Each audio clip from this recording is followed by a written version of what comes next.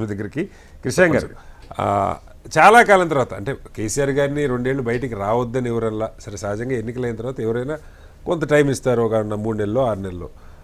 మధ్యలో 1-2 సార్లు ఆయన బయటకు వచ్చే ప్రయత్నం చేశారు, కొన్ని సభలు సమావేశాలు పెట్టారు. సంభవం ఎందుకో గత కొంతకాలంగా చాలా కాలంగా పెద్దగా మీడియా ముందు కానీ ప్రజల్లోకి రావడం కానీ జరగల. ఇవాళ ఆయనే చెప్తున్నారు 2 ఏళ్ల నుంచి నేను ఓపిక పట్టాను, ఇంకా తప్పదు కాబట్టి వస్తున్నాను అంటే. దీన్ని ఒకటి ఎలా అర్థం చేసుకోవాలి? ఫస్ట్ థింగ్ ఆయన ఏ రకమైన ఉద్యమాలు చేయబోతున్నారు? నీళ్ల మీదనా, లేదా రియల్ ఎస్టేట్ దందానా, హిల్ట్ పాలసీనా, వీటి మీదన? రెండోది ముఖ్యమంత్రి గారు చాలా స్పష్టంగా ఆయన మొదటి నుంచి ఒకటే అంశం అడుగుతూ ఉన్నారు. అయ్యా మీరు పెద్దవాళ్ళు, ఇవాళైతే స్పష్టంగా ఆయన్ని గౌరవించే బాధ్యత నాది హౌస్లో. ఆయన హౌస్లోకి వచ్చి మాట్లాడాలని నేను కోరుకుంటున్నాను, వాళ్ళు వీళ్ళు వచ్చి మాట్లాడటం కాదు. ఏకంగా గత 10 ఏళ్ళు ముఖ్యమంత్రిగా చేసిన ఆయన రావాలని ఇప్పుడున్న ముఖ్యమంత్రి కోరుతా ఉన్నారు. ఏంటంటే అసెంబ్లీకి రాకుండా ఇప్పుడు ఏపీలో పరిస్థితి మనం చూస్తూ ఉన్నాం. అక్కడ రావట్లేదు, విమర్శిస్తున్నారు. ఈయన వస్తే నేను గౌరవంగా చూసుకుంటానని ముఖ్యమంత్రి ఆఫర్ చేస్తూ ఉన్నాడు. ఎందుకు? ఇప్పుడైనా జనవరి 2 నుంచి అసెంబ్లీ ఉండబోతూ ఉంది. ఇప్పుడు మీడియాలో మీరు ఒకటి మాట్లాడతారు, వాళ్ళు ఒకటి మాట్లాడతారు. ప్రజలకు నిజాలు తెలవాలంటే హౌస్లో అయితేనే అవకాశం ఉంటుంది. ఏం చెప్తారు? కటారి గారు ఇందులో మల్టిపుల్ ఇష్యూస్ ఉన్నాయి అడిగిన దాంట్లోనే. రేవంత్ రెడ్డి గారు ఇవాళ నేను గౌరవం ఇస్తాను, మీరు అసెంబ్లీకి రండి అనే పరిస్థితి దాకా ఎందుకు వచ్చింది? నాకు తెలిసి ఈ దేశంలో ఏ నాయకులు కూడా ఎవరినైనా నరేంద్ర మోదీ గారిని చూసినా, సోనియా గాంధీ గారిని చూసినా, ఇంకా పాత మన్మోహన్ సింగ్ గారిని చూసినా, ఎవరు కూడా నాకు తెలిసి వాళ్ళ ప్రతిపక్షాల వారు చెచ్చరెక్కాలను, శవంగా తేలాలను, ఇంకేదో అవ్వాలి, చనిపోవాలను, అలాంటి వ్యాఖ్యలు నాకు తెలిసి ఎవరూ మాట్లాడు. ఆ స్థాయికి వెళ్ళిపోయింది ఇక్కడ రేవంత్ రెడ్డి గారు. కేసీఆర్ గారి గురించి ప్రతి సభలో మాట్లాడి ఇవాళ రేవంత్ రెడ్డి గారు వారికి క్లీన్ చిట్ ఇచ్చుకోవాల్సిన పరిస్థితి వచ్చింది. రండి నేను మీకు గౌరవం ఇస్తాను అని. అంటే మీరు 2 సంవత్సరాల నుంచి గౌరవం ఇస్తలేరు అని మీరు అన్నట్టే కదా. నంబర్ 1. నంబర్ 2, నేను లార్జర్ ఇష్యూస్ ఎందుకు కేసీఆర్ గారు నిర్ణయించుకున్నారు. అదే అవసరం. 27 డిసెంబర్ 2023 అంటే రేవంత్ రెడ్డి గారి ప్రభుత్వం ముఖ్యమంత్రి అయిన తర్వాత మొదటిసారి నరేంద్ర మోదీ గారిని, బట్టి విక్రమార్క గారు నరేంద్ర మోదీ గారిని కలవడానికి వెళ్ళింది. ఇద్దరు కూడా, ముఖ్యమంత్రి గారు, ఉప ముఖ్యమంత్రి గారు. సో సేమ్ ఇప్పుడు మనం ఉన్నది డిసెంబర్, ఇంకో 2-3 రోజులు ఉన్నాయి. అదే దాంట్లో అదే సమావేశంలో కలిసి వచ్చిన తర్వాత కేంద్రం సానుకూలంగా ఉంది, పాలమూరు రంగారెడ్డి ఎత్తిపోతుల పథకం విషయం మీద మేము వారిని రిప్రజెంటేషన్ ఇచ్చినాము, కేంద్రాన్ని అడిగినాము, కేంద్రం సానుకూలంగా ఉంది, మేము జాతీయ హోదా అడిగినాము అనేసి అన్నారు. సో ఇవాళ దాని చుట్టూ వేగ్గా కాదు, కేసీఆర్ గారు స్పెసిఫిక్ గా మీరు అన్నారు, మీరు అడిగిన క్వశ్చన్ కి పాయింట్ టు పాయింట్ చెప్తారు. ఏ ఇష్యూ తీసుకుంటారు? కేసీఆర్ గారు డెఫినెట్ గా ఫస్ట్ నీళ్ల గురించి తీసుకుంటారు. ఎందుకంటే ఈ వాంతారాకు, అంబానీకి భూమి ఇవ్వడము, లేకపోతే హెచ్ఐఎల్టీపీ గురించో పాసింగ్ రెఫరెన్స్ పూర్తి అవగాహన ఉన్నది. He's totally updated. ప్రతి ఒక్క అంశం, సల్మాన్ ఖాన్ కి భూమి ఇవ్వడం విషయం మీద కానివ్వండి, బోగస్ సమ్మిట్లు కానివ్వండి, ఫ్రాడ్ కంపెనీస్ కానివ్వండి, ప్రతి ఒక్కటి మాట్లాడారు. కానీ వారి పోరాటమే తెలంగాణ, అసలు తెలంగాణ రాష్ట్రంలో ఫస్ట్ మనం కొట్లాడిందే దశాబ్దాల నుంచి. ఇవాళ నాకు తెలిసి ఇవాళ కేంద్రంలో ఉన్న బీజేపీ అయినా, ఎప్పటి నుంచో ప్రభుత్వంలో ఉన్న కాంగ్రెస్ అయినా, ఎందుకండి మనం కాంగ్రెస్ 2 సంవత్సరాల ప్రభుత్వం అని ఎందుకు అనుకోవాలి? ఈ దేశము, ఈ రాష్ట్రము పుట్టినప్పటి నుంచే, ఉమ్మడి రాష్ట్రం ఉన్నప్పటి నుంచే కాంగ్రెస్ కదా. పాలమూరు రంగారెడ్డి ప్రాజెక్టు నిన్న మొన్న అది కాదు కదా. సోనియా గాంధీ గారు ఉపన్యాసాలు కూడా ఉన్నాయండి. మహబూబ్ నగర్కి వచ్చి రాహుల్ గాంధీ గారు వచ్చి మేము జాతీయ హోదా ఇస్తామని యూపీఏ నుంచి మొదలు విన్నాం మనం. ఇది ఆనాటి నుంచి ఇవాళ వరకు కూడా మనం మాట్లాడుతున్నాం. ఇప్పుడు చూడండి, అంటే మనం కృష్ణా నీళ్ళ గురించి మాట్లాడుతుంటే పెద్దలు బీజేపీ వారు గోదావరి జిల్లాల గురించి మాట్లాడారు. నేను అది కూడా సమాధానం చెప్పాలి. మేము చాలా స్పీడ్ గా చేసినాం. ఎవరు కూడా ఇవాళ దశాబ్దాల నుంచి మనం ఇంకా ఒక 30-40 సంవత్సరాల నుంచి మాట్లాడుతున్న పాలమూరు రంగారెడ్డి ప్రాజెక్టు గురించి ఇంకా అట్లనే చర్చిస్తున్నాము. కానీ మన కళ్ళ ముందు గోదావరి జిల్లాలో మేము ప్రాజెక్ట్ చేసినాం.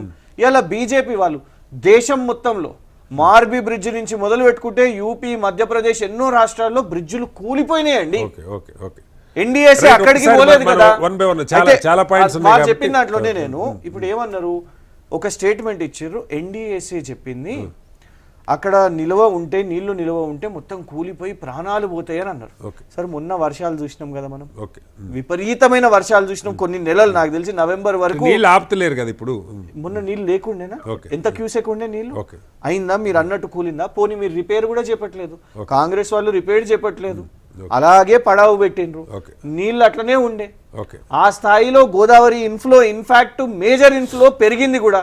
ఓకే మరి ఎక్కడ మీరు అన్నట్టు కాలేదే అంటే ఒక్క పిల్లర్ 2 పిల్లర్. అండ్ ఇంకోటి చాలా నిజాన్ని ఒప్పుకున్నారు పోరెడ్డి గారు. ఒకటి నిజాన్ని ఏం ఒప్పుకున్నారంటే ఇది పొలిటికల్ ఇంపాక్ట్ పడ్డది కదా కేసీఆర్ గారికి దీంతోని. అంటే ఎస్, ఈ అబద్ధాలు బేసిస్గా ఎన్డీఏసీ మా మీద చేసిన దాడి, కేంద్రం మా మీద చేసిన దాడిగా ప్రజలు పాపము దాన్ని నమ్మిన పరిస్థితి. నేను ఒకటి అడుగుతాను సార్, అంటే గోదావరి గురించి పెద్ద నిన్న ముఖ్యంగా కేసీఆర్ గారు పెద్దగా మాట్లాడింది ఏమీ లేదు, కానీ ఆయన పాలమూరు రంగారెడ్డి గురించి ప్రధానంగా ఫోకస్ చేశారు. పాలమూరు రంగారెడ్డి డిపిఆర్ ఎప్పుడు రిజెక్ట్ అయింది? బీఆర్ఎస్ హయాంలో రిజెక్ట్ అయింది. మీరు లొల్లి చేయకుండా ఇప్పుడు వచ్చిన ప్రభుత్వాన్ని లొల్లి చేయలేదన్నది ఒక ప్రశ్న. రెండవ ప్రశ్న, 36 టీఎంసీలకే నీటి కేటాయింపులు ఉంటే 45 టీఎంసీలకు పెట్టారు ఆ రోజు. ముఖ్యమంత్రి గారు చెప్తున్న విషయం చెప్తున్నాను నేను.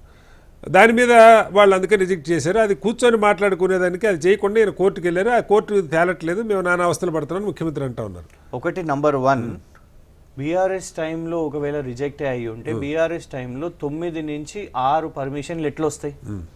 పర్యావరణం ఎన్విరాన్మెంటల్ క్లియరెన్స్ ఎట్లా వస్తుంది? డిపిఆర్ లేనిదే ఎన్విరాన్మెంటల్ క్లియరెన్స్ ఎట్లా వస్తుంది? డిపిఆర్ లేనిదే మేము అసలు భూసేకరణ ఎట్లా చేస్తాము? మేము భూసేకరణ చేసినాం, కంప్లీట్ చేసినాం, మేము వర్క్స్ చేసినాము, వాటి టెండర్స్ కాల్ ఫార్ చేసినాం. అవుట్ ఆఫ్ 9, నేను బీజేపీ వాళ్ళని సూటిగా అడుగుతున్న కేంద్రం, వాస్తవం కాదా? అవుట్ ఆఫ్ 9 మీరు 6 క్లియరెన్స్ కేంద్రంలో ఉన్న వాళ్ళు క్లియరెన్స్ చేసింది వాస్తవం కాదా? నంబర్ 1. రిజెక్షన్ జరిగింది వీళ్ళ టైంలో అండి. అందుకే కదా వీళ్ళు మేము ఏమంటున్నామంటే లాస్ట్ ఇయర్ 2024లో రిజెక్షన్ జరిగింది.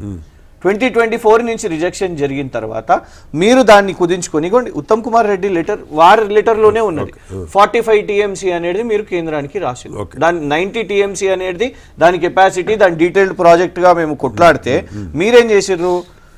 దాన్ని ఇప్పుడు 45 టీఎంసీ అన్నారు. ఇగోండి ఇది చూడండి కటారి గారు, దేర్ ఇస్ అ కేస్. ఇగోండి, Chandramouleshwar Reddy versus union of India. ఈ కేసు ఎవరండి? ఈ అఫిడవిట్ రజత్ కుమార్ ఐఏఎస్. ఇది 2015 నుంచి మేము ప్రభుత్వంలోకి వచ్చినప్పటి నుంచి మేము కొట్లాడుతున్నాం. ఎన్జిటీలో రకరకాల ప్లేసుల్లో మేము కేంద్ర ప్రభుత్వానికి కొట్లాడి దాని అనుమతులు కానివ్వండి, 90 టీఎంసీ ఏ విధంగా ఇది పూర్తి చేయాలని మేము ప్రయత్నం చేసినాం. ఇప్పుడు కోర్టు అనేది ఒక ఇన్స్టిట్యూషన్ కదా, నువ్వు ఎట్లా బద్నాం చేస్తావు? కోర్టు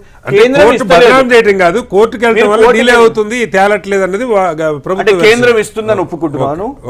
ఇప్పుడు నిన్న ఉత్తమ్ కుమార్ రెడ్డి గారు కేంద్రాన్ని ఒక్క మాట అనలేదు, అంటే కేంద్రం తప్పే లేదు అని మీరు అంటున్నారా? బేసిక్గా కేసీఆర్ గారి రియాక్షన్ కాబట్టి దానికి కౌంటర్ రియాక్షన్ ఇచ్చిన ఓన్లీ కేసీఆర్ గారిని, కానీ వారు చెప్పిన పాయింట్ లో నిజం ఉన్నదా లేదా అడిగేది ఒక ప్రశ్న. ఇప్పుడు మీరు ఒక ఉత్తమ్ కుమార్ గారు లేఖ చూపిస్తారు, వాళ్ళు ఒక ఇంకొక లేఖ వాళ్ళు చూపిస్తారు, హరీష్ రావు గారిని అప్పుడు ఏం చేశారు, లేదా ఇంకోటి వాళ్ళు చూపిస్తారు. నా ప్రశ్న ఏంటంటే కృష్ణ గారు, ఒక్కొక్క దాని మీద అవసరమైతే 2 రోజులు డిబేట్ పెడదాం, కృష్ణా జలాల మీద లేకపోతే దీని మీద. వారు చెప్తా ఉన్నారు గోదావరి మీద కూలిపోయింది, కృష్ణా మీద ఒక్కటి కంప్లీట్ చేయలేదు 10 ఏళ్ళలోనని మొత్తం ప్రాజెక్ట్ లిస్ట్ అంతా చెప్తా ఉన్నారు. వీటి మీద ఒక చర్చకి ఎందుకు? ఇప్పుడు వాళ్ళు మీరు చెప్తున్నారు వాళ్ళు లెటర్ రాశారని, అసలు పాలమూరు మీద కేసు వేసిన హర్షవర్ధన్ రెడ్డికే సీట్ ఇచ్చారు బీఆర్ఎస్ వాళ్ళని వాళ్ళు అంటూ ఉన్నారు. సో ఈ నిజాలు ప్రజలకు తెలవాల్సిన అవసరం ఉంది కదా.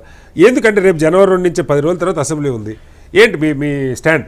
చూడండి, నాగం జనార్దన్ రెడ్డి గారు కేసు వేసిర్రో లేకుంటే హర్షవర్ధన్ రెడ్డి గారు కేసు వేసిర్రో అని అంటే, మరి నాగం జనార్దన్ రెడ్డి గారు ముందు కాంగ్రెస్లో ఉన్నారు, అట్లా అని అంటే దాన్ని ఏమంటారు మీరు? నాగం జనార్దన్ రెడ్డి గారు పాలమూరు రంగారెడ్డికి వ్యతిరేకం అని అంటారా? నాకు తెలిసి కొంత స్టెంట్ బీజేపీకి కూడా వెళ్ళిర్రా నాగం జనార్దన్ రెడ్డి గారు కదా. మరి అట్లా అని బీజేపీ కూడా పాలమూరు రంగారెడ్డి ఓకే ఇండివిజువల్స్ ని తెచ్చి మనం ఇంత మేజర్ తెలంగాణ ప్రజలకు కావాల్సిన నీళ్ళ విషయం మీద మేము ఏమంటున్నాం అంటే, కేసీఆర్ గారే అన్నారు ఇంకా మీకు ఇచ్చిన గడువు అయిపోయింది, మీ హాలిడే పీరియడ్ అయిపోయింది, నేను బయటికి వచ్చినాను. సో కేసీఆర్ గారి పోరాటం బయటనే ప్రజాక్షేత్రంలో తప్ప అసెంబ్లీలో మేము రామని అంటలేం కదా.